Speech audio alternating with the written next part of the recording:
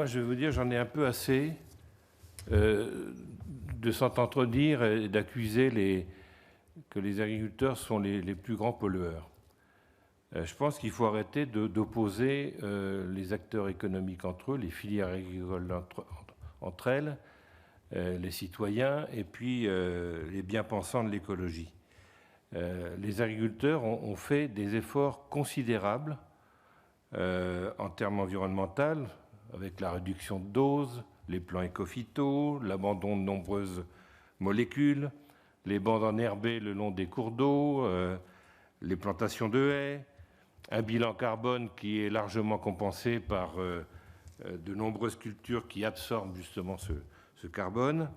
Je crois que là aussi, il faut faire très attention, parce que pour nourrir notre planète à terme, avec l'augmentation de la population, avec une seule agriculture bio, on ne pourra pas nourrir toute notre planète. Et il ne faut pas opposer non plus les filières entre l'agriculture raisonnée, l'agriculture de conservation des sols et l'agriculture biologique. Je crois que les trois filières doivent vivre chacun pour essayer de trouver des solutions pour mieux nourrir notre population, mais on a besoin de ces trois agricultures.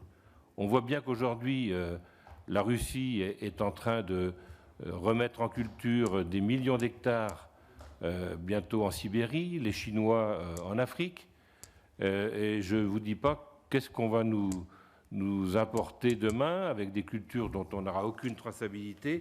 Donc faisant très attention à ne pas opposer toutes ces formes d'agriculture et en permanence accusant les uns et les autres de polluer plus que d'autres. Moi, je voudrais savoir, on soigne les plantes par des produits phytosanitaires, par des médicaments quelque part, et on soigne aussi les humains par des médicaments. Moi, je voudrais savoir quel est l'impact. Est-ce qu'on a fait l'impact du problème des médicaments qui sont absorbés par la population et qui ensuite se retrouvent dans nos rivières? Est-ce qu'on a fait aussi une mesure d'impact des produits ménagers qui sont consommés sans modération dans tous les ménages, dans toutes les habitations, pour savoir... Rémi, ton masque. Comment ? Oui, mais masque. Le problème, c'est qu'après, on entend mal.